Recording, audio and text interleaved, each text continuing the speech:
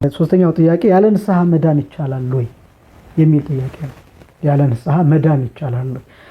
ያለ ንስሐ መዳን አይቻልም።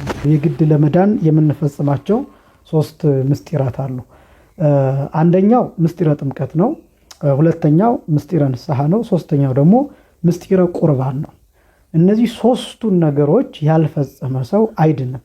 መዳን ማለት ነው መንግስተ ሰማያት መግባት፣ ገነት መግባት ማለት ነው። መዳን አሁን ከበሽታ መዳን አይደለም። ይሄ ግን መዳን ተብሎ ሲገለጽ ጌታችን መድኃኒታችን ኢየሱስ ክርስቶስ የፈጸመውን የማዳን ስራ መሳተፍ ማለት ነው። ቤዛነቱን አምኖ መቀበል መሳተፍ። ለመሳተፍ ደግሞ 3 ነገሮች ያስፈልጋሉ። አንደኛ ጥምቀት፣ ሁለተኛው ንስሐ፣ ሶስተኛው ደግሞ ቁርባን። ለምሳሌ አንድ ሰው ካልተጠመቀ መዳን አይችልም።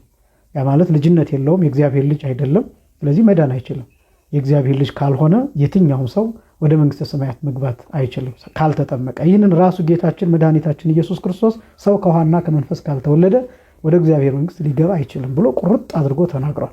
የዮሐንስ ወንጌል ምዕራፍ 3 ከቁጥር 5 ጀምሮ ማለት ነው። ስለዚህ ያለ ጥምቀት መዳን አይቻልም። ሁለተኛ ያለ ንስሐ መዳን አይቻልም። ሰዎች ካመኑ በኋላ ከተጠመቁ በኋላ ኃጢአት ቢሰሩና ቢወድቁ ለዚያ ንስሐ መግባት አለባቸው። ንስሐ የማይገቡ ሰዎች ይጠፋሉ።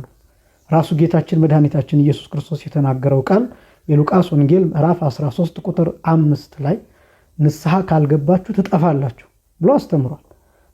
ጌታችን መድኃኒታችን ኢየሱስ ክርስቶስ ሲመጣም የተሰበከው አስቀድሞ ንስሐ ነው። መንግስተ ሰማያት ቀርባለችና ንስሐ ግቡ የሚል ቃል ነው። ስለዚህ መንግስተ ሰማያት ስትቀርብ መንግስተ ሰማያትን መቀበል የሚቻለው መውረስ የሚቻለው መግባት የሚቻለው በንስሐ ነው።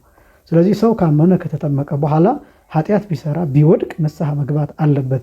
ንስሐ ያልገባ ሰው ደግሞ ቅዱስ ሥጋውን ክቡር ደሙን መቀበል አይችልም። ቅዱስ ሥጋውን ክቡር ደሙን ያልተቀበለ ደግሞ የክርስቶስ አካል መሆን አይችልም። ስለዚህ መንግስተ ሰማያት አይገባም። ንስሐ ሳይገባ ደግሞ ሥጋውን ደሙን ቢቀበል ይጠፋል። ምክንያቱም ንስሐ ሳይገቡ ሥጋውን ደሙን መቀበል ስለሚያስቀስፍ ማለት ነው። ስለዚህ ንስሐ ለመዳን የግድ ከሚያስፈልጉ ነገሮች አንዱ ምስጢረ ንስሐ ነው። 3 ናቸው አለን። ያው 7 ምስጢራተ ቤተክርስቲያን የሚባሉ አሉ።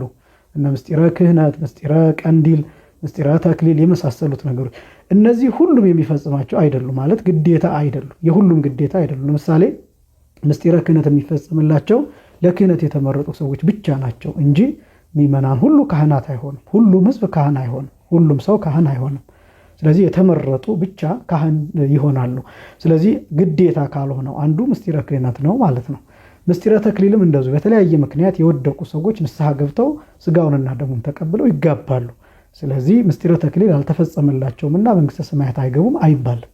ስለዚህ ግዴታ የሆኑት ከነዚህ ከ7ቱ ምስጢራተ ቤተክርስቲያን 3ቱ ናቸው። አንደኛው ምስጢረ ጥምቀት ነው። ሁለተኛው ምስጢረ ንስሐ ነው።